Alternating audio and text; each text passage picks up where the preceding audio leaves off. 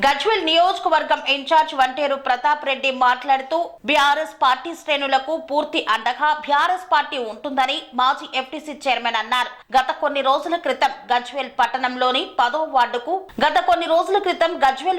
10వ వార్డుకు చెందిన బీఆర్ఎస్ పార్టీ కార్యకర్త చిక్కుడు కిరణ్ కుమార్ రోడ్డు ప్రమాదంలో మృతి చెందారు. గజ్వేల్ లోని ఎమ్మెల్యే క్యాంపు కార్యాలయంలో తెలంగాణ తొలి ముఖ్యమంత్రి కల్వకుంట్ల చంద్రశేఖరరావు సహకారంతో బీఆర్ఎస్ పార్టీ నుండి మంజూరైన ప్రమాద బీమా 2 లక్షల చెక్కును బాధిత కుటుంబ సభ్యులకు అందజేసిన నియోజకవర్గ BRS party incharge Vanteru Pratap Reddy, BRS party ప్రజల పార్టీ అని, బీఆర్ఎస్ పార్టీ కార్యకర్తలకు ఏ కష్టం వచ్చినా పార్టీ అండగా ఉంటుందని, పార్టీ కార్యకర్త చిక్కుడు కిరణ్ ఇటీవల ప్రమాదవశాత్తు మరణించగా వారి కుటుంబానికి 2 లక్షల ప్రమాద బీమా చెక్కును అందజేయడం జరిగిందన్నారు. ఒక్క గజ్వేల్ నియోజకవర్గంలోనే దాదాపు 97,500 సభ్యత్వాలు కలిగి ఉన్న పార్టీ అన్నారు. దాదాపు ఇప్పటి వరకు 380 మృతుల కుటుంబ సభ్యులకు 7,60,00,000 రూపాయలు టీఆర్ఎస్ ప్రమాద బీమా నుండి అందించడం జరిగిందని తెలిపారు.